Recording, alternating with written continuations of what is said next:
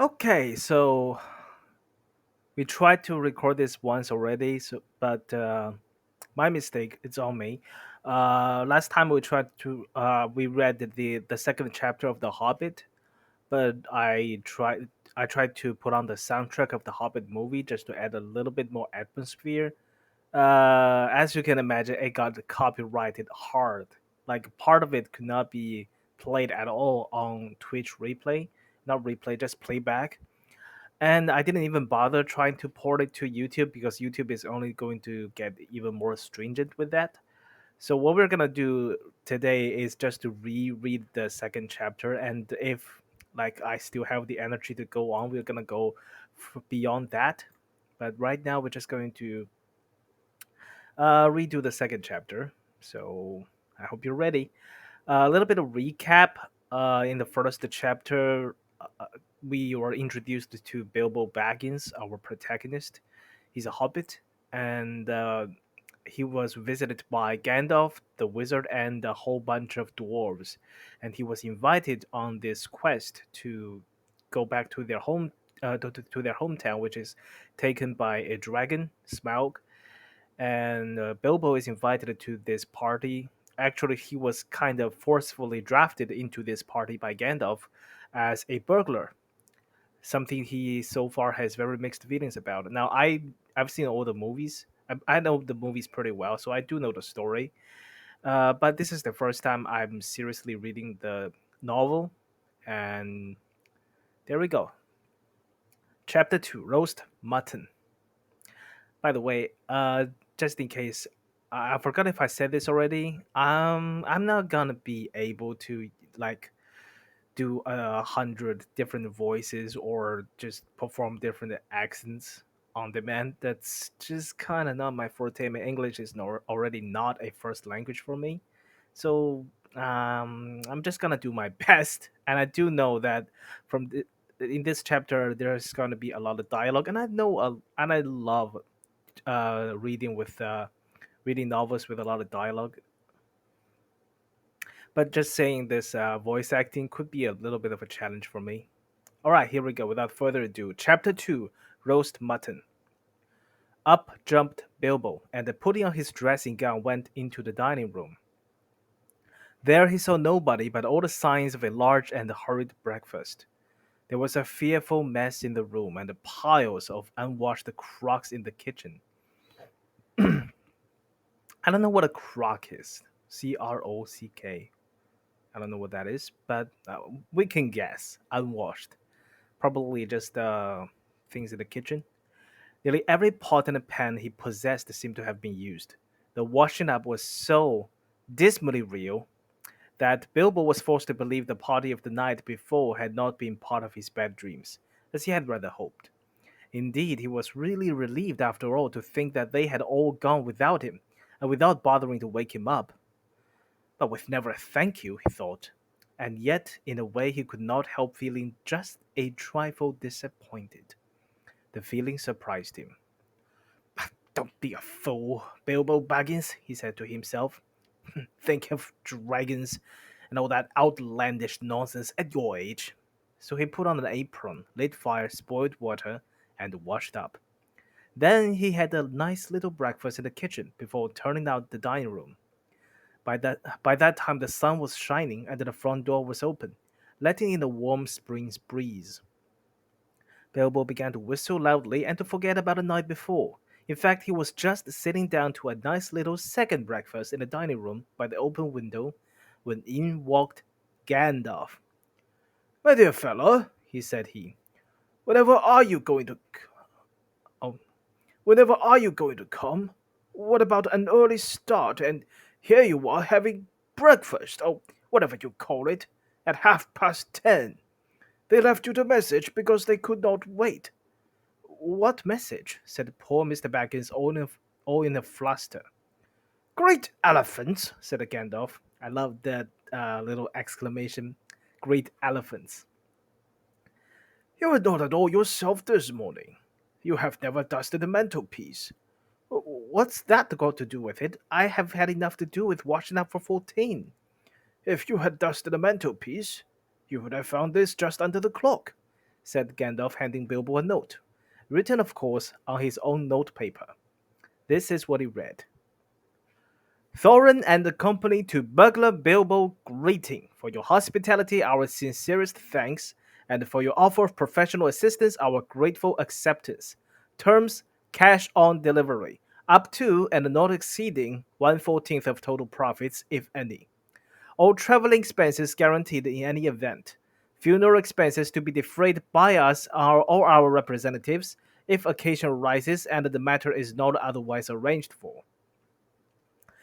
Thinking it unnecessary to disturb your esteemed repose, we have processed in advance to make requisite preparations, and shall await your respected person at the Green Dragon Inn Bywater at 11 a.m. sharp, trusting that you will be punctual. We have the honor to remain yours deeply, Thorin and Co. That leaves you just 10 minutes. You will have to run, said Gandalf. But, said Bilbo. No time for it, said the wizard. But, said Bilbo again, no time for that either. Off you go.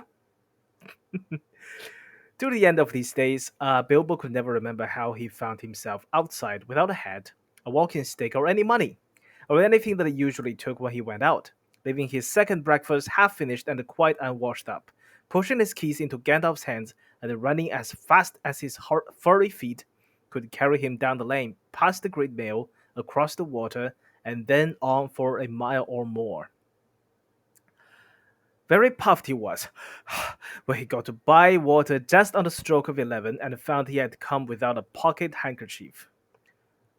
Bravo, said the Balin, who was standing at the inn door looking out for him. So Bilbo ran all the way from Bag End to Green Dragon in 10 minutes? Because in the movie version of Fellowship of the Ring, Bilbo had to travel from Bag End to the Green Dragon Inn, and that felt like it took days. Maybe they were just really slow. Maybe they were sidetracked. So where were we? Just then, all the others came round the corner of the road from the village. They were on ponies, and each pony was slung about with all kinds of baggages, packages, parcels, and paraphernalia. There was a very small pony, apparently for Bilbo. Up you two get, and off we go, said Thorin. I'm awfully sorry, said Bilbo, but I have come without my hat, and I have left my pocket handkerchief behind, and I haven't got any money. I didn't get your note until after 10:45 to be precise. Don't be precise, said the dwarf, and don't worry. You will have to manage without pocket handkerchiefs and a good many other things before you get to the journey's end. As for a hat, I have got a spare hood and a cloak in my luggage.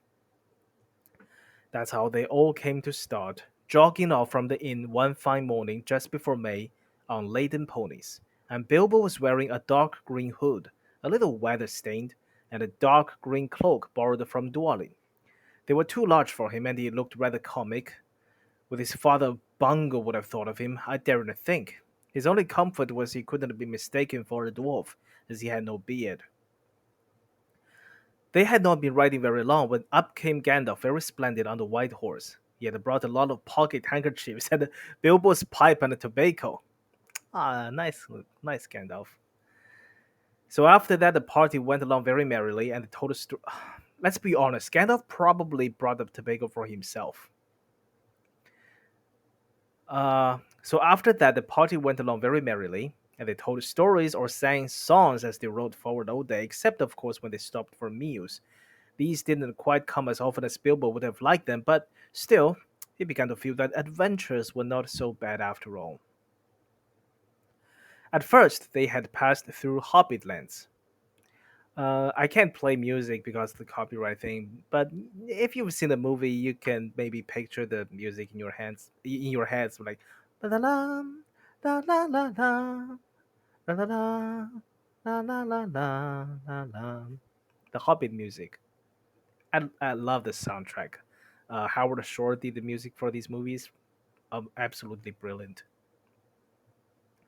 At first, they had passed through Hobbit lands, a wide, respectable country inhabited by decent folk, with good roads, an inn or two, and now and then a dwarf or a farmer ambling by on business. Then they came to lands where people spoke strangely and sang songs Bilbo had never heard before. Please don't make me sing again. Now they had gone on far into the lone lands where there were no people left, no inns, and the roads grew steadily worse.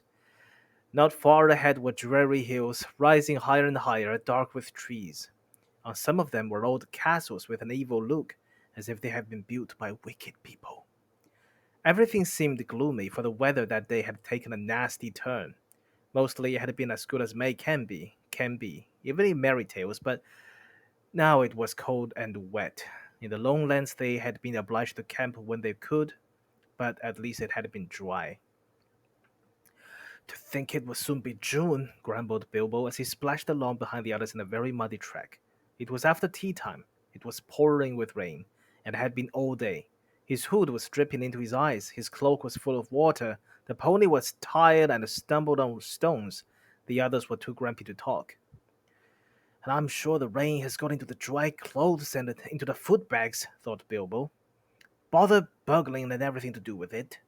I wish I was at home in my nice hole by the fire, with the kettle just beginning to sing. It was not the last time that he wished that. Still, the dwarfs jogged on, never turning round or taking any notice of the hobbit. Just imagine the scene from Snow White and the Seven Dwarfs, with the seven dwarfs each carrying a hoe or some mining tool, and singing. Somewhere behind the gray clouds, the sun must have gone down, for it began to get dark as they went down into a deep valley with a river at the bottom. Wind got up, and the willows along its banks bent and sighed. Fortunately, the road went over an ancient stone bridge, for the river, swollen with the rains, came rushing down from the hills and the mountains in the north. It was nearly night when they had crossed over. The wind broke up the gray clouds, and the wandering moon appeared above the hills between the flying rags. Then they stopped, and the Thorin muttered something about a supper. And where shall we get a dry patch to sleep on? Not until then did they notice that Gandalf was missing. So far he'd come all the way with them, never saying if it was in the adventure or merely keeping them company for a while.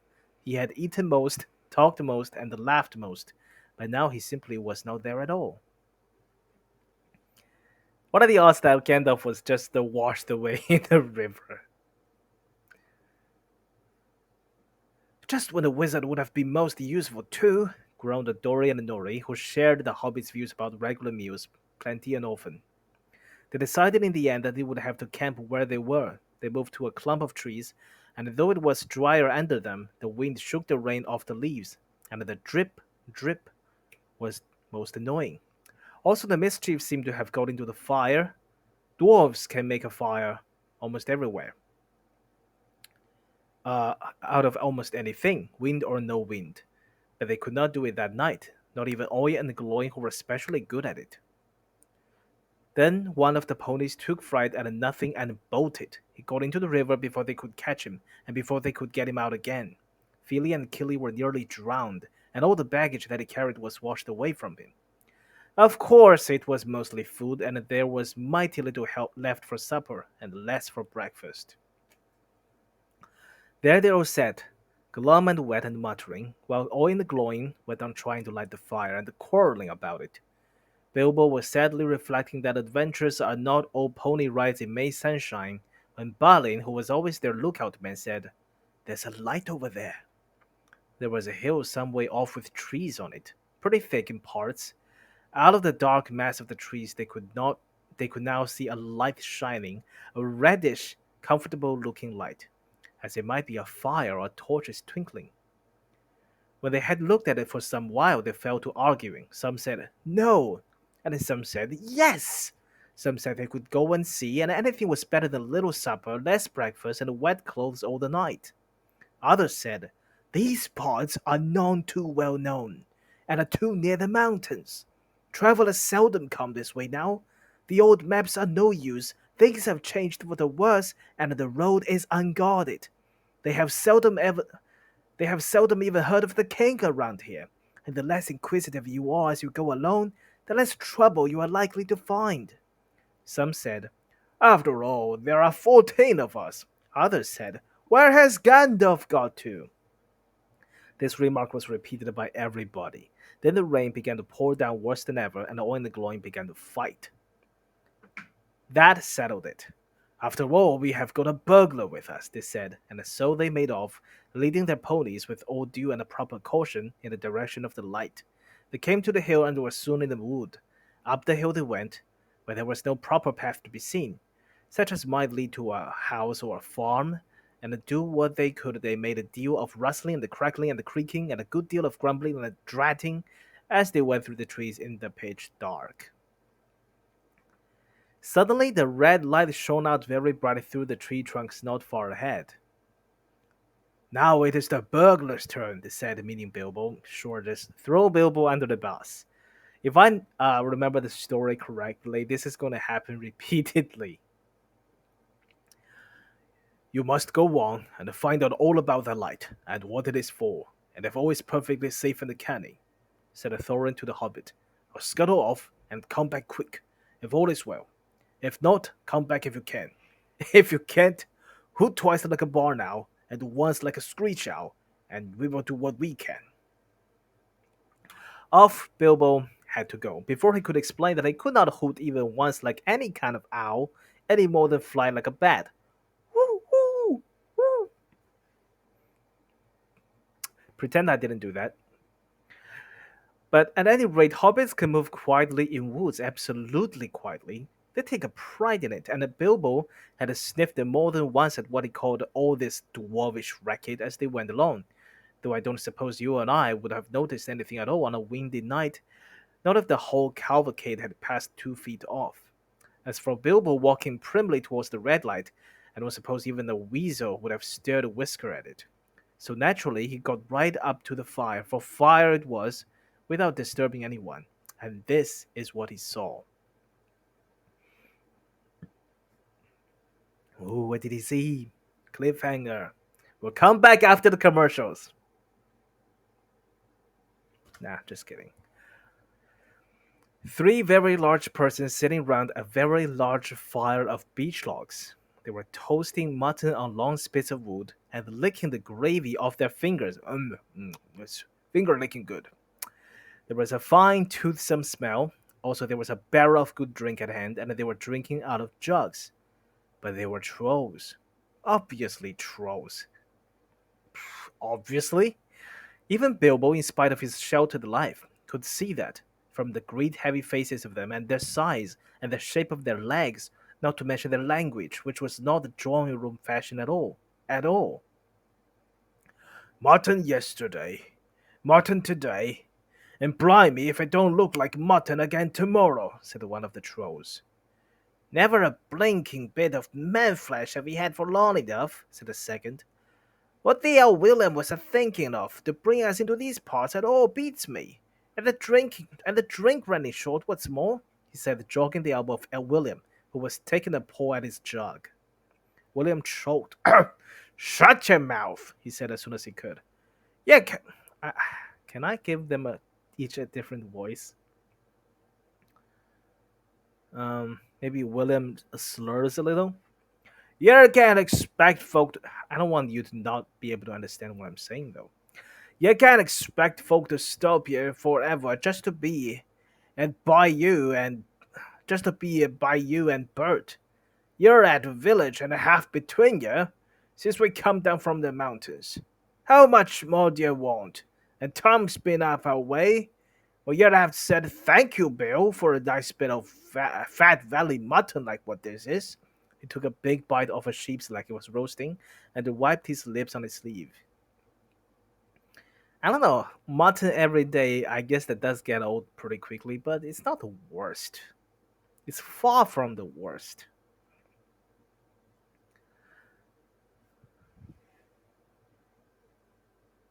Yes, I'm afraid the trolls do behave like that, even those with only one head each. Just casually throwing out there that there are trolls with multiple heads. Okay. After hearing all this, Bilbo ought to have done something at once. Either he should have gone back quietly and warned his friends that there were three fair-sized trolls at hand, in a nasty mood, quite likely to try roasted dwarf or even pony for a change. Or else he should have done a bit of good, quick burgling. A really first class and a legendary burglar would at this point have picked the troll's pockets. It is nearly always worthwhile, if you can manage it. Pinch the very mutton off the spits, purloin the bear, and walked off without them noticing him. Others, more practical but with less professional pride, would perhaps have stuck a dagger into each of them before they observed it. That a night could have been spent cheerily. Bilbo knew it. He had read of a good many things he had never seen or done. He was very much alarmed as well as disgusted. He wished himself 100 miles away, and yet, somehow he could not go straight back to Thor and company empty-handed. So he stood and hesitated in the shadows. Of the various burglarious proceedings he had heard of picking the troll's pockets, seemed that oh, of the various burglarious proceedings he had heard of, picking the troll's pockets seemed the least difficult. So at last he crept behind a tree just behind William.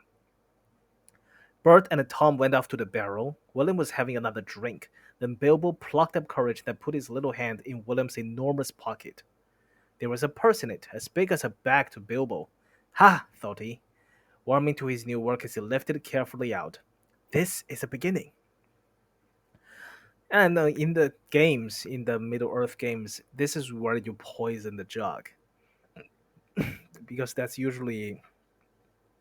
But you don't usually poison for trolls, you usually do it for orcs. It was trolls' purses. Oh, this is a beginning, he said. It was. Trolls' purses are the mischief, and this was no exception. Here! Who are you? It squeaked as he left the pocket. Oh, the purse talked. The purse said, Here! Who are you? Of course it did. And then William turned round at once and grabbed the Bilbo by the neck before he could duck behind the tree. So all the stories he heard about people plucking trolls' purses, they never mentioned that they talk. Blimey, Bert! Look what I've copped, said William. What is it? Said the others, coming up. Let me if I knows. What are ye? Bilbo Baggins, a hobbit, said the poor Bilbo, shaking all over, and wondering how to make owl noises before they throttled him. A bird hobbit? Said they, a bit startled. Trolls are slow in their uptake and mighty suspicious about anything new to them. What's a bird hobbit got to do with my pocket anyways? Said William. And can you cook 'em? Said Tom. You can try, said the bird, picking up a skewer. You wouldn't make a bowl of a mouthful, said William, who had already had a fine supper. Not when he was skinned and boned. Perhaps they're more like him round about, and we might make a pie, said the bird. Here you, are there any more of your sort sneaking in these here woods, you nasty little rabbit? Said they, looking at the hobbit's furry feet, and they picked him up by the toes and shook him. Yes, lords, said Bilbo, before he remembered not to give his friends away. No, not at all. Not one, he said immediately afterwards. What do you mean? Said the bird, holding him right way up by the hair this time. What I say, said Bilbo, gasping. And please don't cook me, kind sirs. I'm a good cook myself and cook better than I cook, if you see what I mean. I cook beautifully for you. A perfectly beautiful breakfast for you, if only you won't have me for supper. Poor little blighter, said William. He'd already had as much supper as he could hold. Also, he had had lots of beer. Poor little blighter, let him go. Not till he says what he means by lots and none at all, said the bird. I don't want to have me throat cut in my sleep. Hold his toes in the fire till he talks. I won't have it, said William. I caught him anyway. You're a fat fool, William, said the bird, as I've said afore this evening. And you're a lout. What is a lout? Lout. I need to have a dictionary. I'll stand by for this. And I won't take that from you, Bill Huggins, said the bird, and it put his fist in William's eye. Wow. First of all, the troll's name is William Huggins. This doesn't strike me as a troll name. And also, even among the troll community, Bill is a short name for William. That's that's kind of funny. Why is Bill a short name for William, anyways? Never really got that. Then there was a gorgeous row. Bilbo had just enough wits left when Bert dropped him on the ground to scramble out of the way of their feet before they were fighting like dogs and calling one another all sorts of perfectly true and applicable names in very loud voices. Soon they were locked in one another's arms and rolling nearly into the fire, kicking and thumping, while Tom whacked at them both with a branch to bring them to their senses, and that of course only made them madder than ever. That would have been the time for Bilbo to have left, but his poor little feet had been very squashed in Bert's big paw, and he had no breath in his body, and his head was going round. So there he lay for a while, panting, just outside the circle of firelight. Right in the middle of the fight, up came Balin. The dwarves had heard noises from a distance, and after waiting for some time for Bilbo to come back, or to hoot like an owl, they started off one by one to creep towards the light as quietly as they could. No sooner did Tom see Balin come into the light than he gave an awful howl. Trolls simply detest the very sight of dwarves, uncooked. Bert and Bill stopped the fight immediately, and "A sack, Tom! Quick!" they said. Before Balin, who was wondering where in all this commotion Bilbo was, knew what was happening, a sack was over his head, and he was down. "There's more to come yet," said Tom, "or I might have mistook. Lots and none at all it is," said he. "No bird or bits, but lots of these here dwarfs. That's about the shape of it." "I reckon you're right," said the bird, "and we'd best get out of the light." And so they did, with sacks in their hands that they used for carrying off mutton and other plunder. They waited in the shadows. As each dwarf came up and looked at the fire, and the spilled jugs and the gnawed mutton, in surprise, pop! Went a nasty smelly sack over his head, and he was down. Soon Dwalin lay by Balin and the Filly and the Killy together, and the Dory and Nori and the Ori all in a heap, and all in the glowing the Biffin and Beaufort and Boumber piled uncomfortably near the fire. What a whole bunch of idiots. "That'll teach them. Oh, that'll teach them," said Tom, for Bifford and Boumber had given a lot of trouble and fought like mad as dwarves will when cornered. Thorin came last, and he was not caught unawares. He came expecting mischief and didn't need to see his friend's legs sticking out of sacks to tell him that things were not at all well. He stood outside in the shadows some way off and said, "What's all this trouble? Who has been knocking my people about?" "It's trolls," said the Bilbo from behind the tree. They had forgotten all about him. "They're hiding in the bushes with sacks," said he. "Oh, are they?" said Thorin, and he jumped forward to the fire before they could leap on him. He caught up a big branch all on fire at one end, and a bird got that end in his eye before he could step aside. They put him out of the battle for a bit. Bilbo did his best. He caught hold of Tom's leg as well as he could. It was thick as a young tree trunk, but it was sent spinning up into the top of some bushes when Tom kicked the sparks up in Thorin's face. So, I guess the fight is over.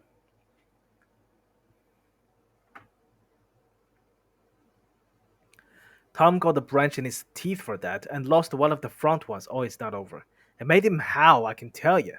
But just at that moment, William came up behind it and popped the sack right over Thorin's head and down to his toes. And so the fight ended. A nice pickle they were all in now, all neatly tied up in sacks, and the three angry trolls, and the two with burns and bashes to remember sitting by them, arguing whether they should roast them slowly, or mince them fine and boil them, or just sit on them one by one and squash them into jelly. And Bilbo, up in the hush, with his clothes and his skin torn, not daring to move for fear they should hear him. So Bilbo is the only one that's free right now. It was just then that Gandalf came back, but no one saw him. The trolls had just decided to roast the dwarves now and eat them later. That was Bert's idea, and after a lot of argument they had all agreed to it. "No good roasting him now, it'll take all night," said a voice. Bert thought it was William's. Don't st- oh, "Don't start the argument all over again, Bill," he said, "or it will take all night." "Who's arguing?" said William, who thought it was Bert that had spoken. "You are," said Bert. Okay, I'm trying to give Bert the squeaky voice, but sometimes it's like I'm not, I can't really tell who's talking when I'm reading it. You're a liar, said Williams, and so the argument began all over again. In the end, they decided to mince them fine and boil them, so they got a great black pot, and they took out their knives. No good boiling them. We ain't got no water, and that's a long way to the well and all, said a voice. Bert and William thought it was Tom's. Shut up, said they. I would never have done. And they can fetch the water yourself if you say any more. Shut up yourself, said Tom, who thought it was William's voice. Who's arguing with you, I'd like to know. You're a booby. You're a booby, said William. Booby yourself, said Tom. And so the arguments began all over again, and went on hotter than ever, until at last they decided to sit on the sacks one by one and squash them, and boil them next time. Who shall we sit on first? Said the voice. Better sit on the last fellow first, said Bert, whose eye had been damaged by Thorin. He thought Tom was talking. Don't talk to yourself, said Tom. But if you want to sit on the last one, sit on him. Which is he? The one with the yellow stockings, said Bert. Nonsense, the one with the grey stockings, said a voice like William's. I made sure it was yellow, said Bert. Yellow it was, said William. Then what did you say it was grey for? Said Bert. I never did. Tom said it. That I never did, said Tom. It was you. 2-1, so shut your mouth, said Bert. Who are you talking to? Said William. Now stop it, said Tom and Bert together. The night's getting on and dawn comes early. Let's get on with it. Dawn takes you all and be stoned to you, said a voice that sounded like William's, but it wasn't. For just at that moment the light came over the hill, and there was a mighty twitter in the branches. William never spoke, for he stood turned to stone as he stooped, and Bert and Tom went stuck like rocks as they looked at him. And there they stand to this day, all alone, unless the birds perch on them, for trolls, as you probably know, must be underground before dawn, or they go back to the stuff of the mountains they're made of, and never move again. This is what had happened to Bert and Tom and William. Excellent, said Gandalf as he stepped from behind a tree and helped Bilbo to climb down out of a thorn bush. Then Bilbo understood. It was the wizard's voice that had kept the trolls bickering and quarreling until the light came and made an end of it. The next thing was to untie the sacks and let out the dwarves. They were nearly suffocated and very annoyed. They had not at all enjoyed lying there listening to the trolls making plans for roasting them and squashing them and mincing them. They had to hear Bilbo's account of what had happened to him twice over before they were satisfied. Silly time to go practicing pinching and pocket picking, said the bomber. But what we wanted was fire and food. And that's just what you wouldn't have got of these fellows without a struggle in any case, said Gandalf. Anyhow, you are wasting time now. Don't you realize that the trolls must have a cave or a hole dug somewhere near to hide from the sun in? We must look into it. They searched about and soon found the marks of trolls' stony boots going away through the trees.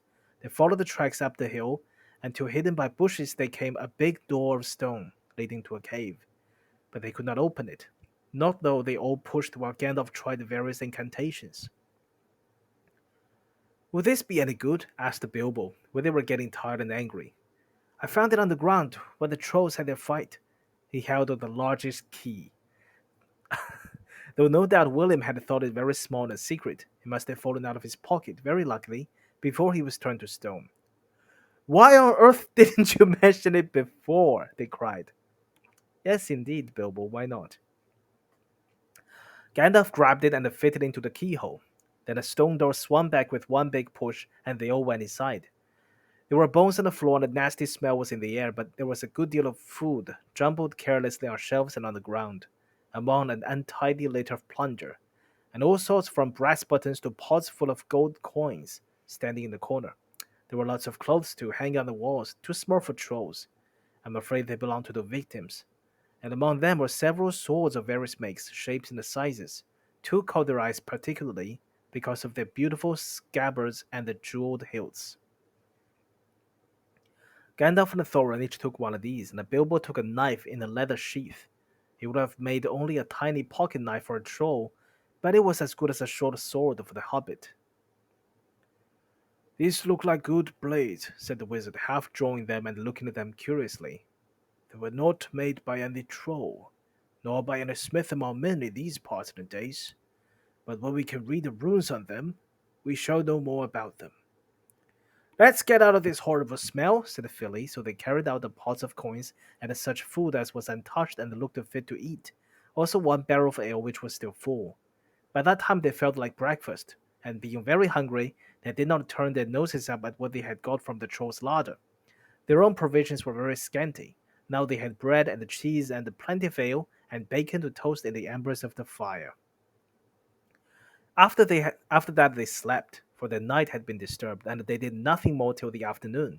Then they brought up their ponies and carried away the pots of gold and buried them very secretly not far from the track by the river, putting a great many spells over them, just in case they ever had the chance to come back and recover them. When that was done, they all mounted once more and they jogged along again on the path towards the east. Oh, hold on a minute, I kind of lost it. Oh, there we go. Where did you go to, if I may ask? Said Thorin to Gandalf as they rode along. To look ahead, said he. And what brought you back in the nick of time? Looking behind, said he. Exactly, said Thorin. But could you be more plain? I went out to spy out our road. It would soon become dangerous and difficult. Also, I was anxious about replenishing our small stock of provisions. I had not gone very far, however, when I met a couple of friends of mine from Rivendell. Where's that? Asked Bilbo. Don't interrupt, said Gandalf. You will get there in a few days now, if you're lucky, and find out all about it. As I was saying, I met two of Elrond's people. They were hurrying along for fear of the trolls. It was they who told me that three of them had come down from the mountains and settled in the woods, not far from the road. They had frightened everyone away from the district, and they waylaid strangers. I immediately had a feeling that I was wanted back. Looking behind, I saw a fire in the distance and I made for it. So now you know. Please be more careful next time, or we shall never get anywhere. Thank you, said Thorin. And there we go. That was the end of chapter 2. Let's see, how long did we go? We went for almost 37 minutes, of almost 40 minutes. Uh, I feel like I probably cannot sustain another whole chapter, but we can try. So, one thing I noticed that a little bit of a difference between this and the movie version. Thorin does not seem offended by the idea that they would be going to the Elves' land, Rivendell. Thorin in the movie is very against elves because they had wronged him and his family in the past. But he seems totally okay about it here. All right. Uh, I think we can continue. I don't know if I can finish chapter 3, but we can go a little while. Maybe we can just reach the 4 hour mark. Chapter 3, A Short Rest. By the way, chapter 2, that was me re-recording it because as I explained the first time, I already recorded it once, but it couldn't be used. From chapter 3, it's a whole new experience for me. I don't know what to expect anymore. I mean, I know roughly maybe what to expect just because of the movies, but anything else, I just wouldn't know. I haven't read this yet. Okay, here we go. Chapter 3, A Short Rest. They did not sing or tell stories that day, even though the weather improved. Nor the next day, nor the day after. They had begun to feel that danger was not far away on either side. They camped under the stars, and their horses had more to eat than they had, for there was plenty of grass, but there was not much in their bags, even with what they had got from the trolls. One morning they forded the river at a wide, shallow place, full of the noise of stones and foam. The far bank was steep and slippery. When they got to the top of it, leading their ponies, they saw that the great mountains had marched down very near to them. Already it seemed only a day's easy journey from the feet of the nearest. Dark and drear it looked, though there were patches of sunlight on its brown sides, and behind its shoulders the tips of snow peaks gleamed. Is that the mountain? Asked Bilbo in a solemn voice, looking at it with round eyes. He had never seen a thing that looked so big before. Of course not, said the Balin. That is only the beginning of the Misty Mountain, and we have got to get through or over or under those somehow, before we can come into Wildland beyond. And it is a deal of a way even from the other side of them to the Lonely Mountain in the east, where Smaug lies in our treasure. Oh, said Bilbo, and just at that moment he felt more tired than he ever remembered feeling before. He was thinking once again of his comfortable chair before the fire in his favorite sitting room in his hobbit home, and of the kettle singing, not for the last time. Now Gandalf led the way. We must not miss the road, or we shall be done for, he said. We need food for one thing, and rest is reasonable safety. And rest in reasonable safety. Also, it is very necessary to tackle the misty mountains by the proper path, or else you will get lost in them, and have to come back and start at the beginning again, if you ever get back at all. They asked him where he was making for, and he answered, You are come to the very edge of the wild, as some of you may know. Hidden somewhere ahead of us is the fair valley of Rivendell where Elrond lives in the last homely house. I sent a message by my friends and we are expected. That sounded nice and comforting, but they had not got there yet, and it was not so easy as it sounds to find the last homely house west of the mountains. There seemed to be no trees and no valleys and no hills to break the ground in front of them, only one vast slope going slowly up and up to meet the feet of the nearest mountain, a wide land the color of heather and the crumbling rock, with patches and slashes of grass green and moss green showing where water might be. Morning passed, afternoon came, but in all the silent waste there was no sign of any dwelling. They were growing anxious, for they saw now that the house might be hidden almost anywhere between them and the mountains.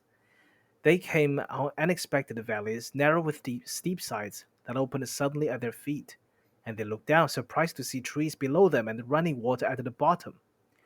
There were gullies that they could almost leap over, but very deep with waterfalls in them. There were dark ravines that one could neither jump over nor climb into. There were bogs, some of them green pleasant places to look at, with flowers growing bright and all, but a pony that walked there with a pack on its back would never have come out again. I just imagine this as a video game environment, like you can these invisible walls everywhere. It was indeed a much wider land from the ford to the mountains than ever you would have guessed. Bilbo was astonished. The only path was marked with white stones, some of which were small, and others were half covered with moss or heather. Maybe it's heather. Altogether, it was a very slow business following the track, even guided by Gandalf, who seemed to know his way about pretty well. His head and a beard wagged this way and that as he looked for the stones, and they followed his lead. But they seemed no nearer to the end of the search when the day began to fail. Tea time had long gone by, and it seemed the supper time would soon do the same. There were moths fluttering about, and the light became very dim, for the moon had not risen. Bilbo's pony began to stumble over roots and stones. They came to the edge of a steep fall in the ground so suddenly that Gandalf's horse nearly slipped down the slope. Here it is at last, he called, and the others scattered around him and looked over the edge. They saw a valley far below. They could hear the voice of hurrying water in the rocky bed at the bottom. The scent of trees was in the air, and there was a light on the valley side across the water. Bilbo never forgot the way they slithered and slipped in the dusk, down the steep zigzag path into the secret valley of Rivendell. The air grew warmer as they got lower, and the smell of the pine trees made him drowsy, so that every now and then he nodded and nearly fell off, or bumped his nose on the pony's neck. Their spirits rose as they went down and down. The trees changed to beech and oak, and there was a comfortable feeling in the twilight. The last green had almost faded out of the grass, when they came at length to an open glade not far above the banks of the stream. It smells like elves, thought Bilbo, and they looked up at the stars. They were burning bright and blue. Just then there came a burst of song, like laughter in the trees. Oh no! What do we have here? Who's singing this? Elves are singing this. I don't know. This looking at the lyrics, I don't know how to sing this.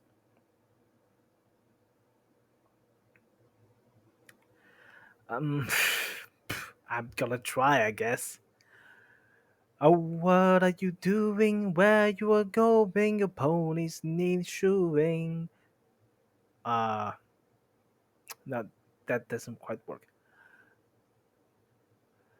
Oh, what are you doing? Where are you going? Your ponies need shoeing. The river is flowing. Oh, tra la la lee, here down in the valley. Okay, maybe that works. Oh, what are you seeking? Where are you meeting? Where are you making? The faggots are reeking, the bannocks are baking. Oh, try la la lolly, the valley is jolly, ha ha. Oh, where are you going with beards all a wagging? No knowing, no knowing what brings Mr. Baggins balling and dwelling down into the valley in June. Ha ha. Why is there a ha ha at the end of the way? Oh, will you be staying or will you be flying? Your ponies are straying, the daylight is dying, the fly would be falling, to stay would be jolly. Listen and hark till the end of the dark to our tune. Ha ha. What was that about the faggots are reeking? Why is that? Why are you advertising that? So they laughed and sang in the trees, and a pretty fair nonsense, I dare say you think it. Not that they would care, they would only laugh all the more if you told them so. They were elves, of course. Soon Bilbo caught glimpses of them as the darkness deepened. He loved elves, though he seldom met them, but he was a little frightened of them too. Dwarves don't get on well with them. Even decent enough dwarves like Thorin and his friends think them foolish, which is a very foolish thing to think, or get annoyed with them. For some elves tease them and laugh at them, and most of all at their beards. This This little strife between elves and the dwarves has made it so childish in this book. Like in the movie, they made more of a bigger deal out of it, but mostly because it was like a bad history. Like there were all the alliances that broke apart because greed and other things. And here it was like, oh, the elves don't like the dwarves' beard, and they tease them for it, and the dwarves don't like to be teased. Mm. Well, well, said a voice. I don't know who this is. Just look. Bilbo the Hobbit on a pony, my dear. Isn't it delicious? Most astonishing, wonderful. Then off they went into another song as ridiculous as the one I have written down in full. At last one, a tall young fellow came out from the trees and bowed to Gandalf and to Thorin. Welcome to the valley, he said. Thank you, said Thorin a bit gruffly, but Gandalf was already off his horse and among the elves, talking merrily with them. You are a little out of your way, said the elf. That is, if you are making for the only path across the water, and to the house beyond. We will set you right, but you had best get on foot until you are over the bridge. Are you going to stay a bit and sing with us, or will you go straight on? Supper is preparing over there, he said. I can smell the wood fires for the cooking. Tired as he was, Bilbo would have liked to stay a while. Elvish singing is not a thing to miss in June under the stars, not if you care for such things. Also, he would have liked to have a few private words with his people that seemed to know his names and all about him, although he had never seen them before. He thought their opinion of his adventure might be interesting. Elves know a lot and are wondrous folks for news. and know what is going on among the peoples of the land as quick as water flows or quicker. But the dwarves were all for supper as soon as possible. But the dwarves were all for supper as soon as possible just then and would not stay. On they all went, leading their ponies, till they were brought to a good path, and so at last to the very brink of river. You know what? I'm going to stop here for today. I'm getting my vocal cords is getting a little bit of strained, and I feel like this is a good place to stop. I know it's mid chapter, but we are going to Rivendell, and I think Rivendell deserves its own session, shall we say? So yes, good stuff. This I would say the Hobbit book is funnier than I would have expected. It's written as more or less of a children's tale, and it shows, and it's very charming, and it's just written in a way.